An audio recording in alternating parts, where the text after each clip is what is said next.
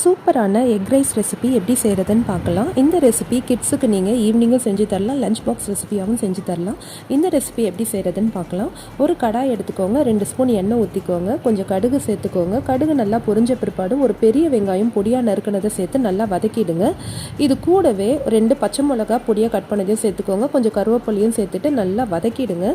நல்லா வதங்கின பிற்பாடு தேவைக்கு தகுந்த உப்பு சேர்த்துக்கோங்க, கொஞ்சம் மஞ்சத்தூள் சேர்த்துக்கோங்க. 1 ஸ்பூன் குழம்பு மிளகாத்தூள் தான் நான் சேர்த்துருக்கேன். அதையும் சேர்த்துட்டு நல்லா வதக்கிடுங்க.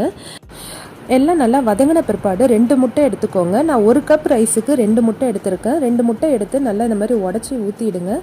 ஊற்றிட்டு அதையும் நல்லா வதக்கிடுங்க.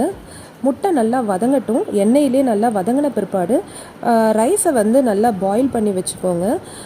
பாயில் பண்ணி வச்ச ரைஸையும் இதோடு சேர்த்துக்கோங்க. சேர்த்துட்டு நல்லா கலரி விட்டிங்கன்னா சூப்பரான எக் ரைஸ் ரெசிபி ரெடி. இந்த ரெசிபி செய்கிறது ரொம்ப ஈஸியாக செஞ்சிடலாம். இதெல்லாம் நல்லா கலரி விட்ட பிற்பாடு லாஸ்ட்டாக 1 ஸ்பூன் மிளகுத்தூள் சேர்த்துக்கோங்க. சேர்த்துட்டு அதையும் நல்லா கலரி விட்டு இறக்கிட்டிங்கன்னா சூப்பரான எக் ரைஸ் ரெசிபி ரெடி. இந்த ரெசிபி செஞ்சு பாருங்கள். நம்மளுக்கு குழம்பு வைக்க டைம் இல்லாதப்போ இந்த மாதிரி சிம்பிளாக செஞ்சு கொடுக்கலாம். இந்த வீடியோ பிடிச்சிருந்தா லைக் பண்ணுங்கள், சேனலை மறக்காமல் சப்ஸ்கிரைப் பண்ணுங்கள். தேங்க்யூ.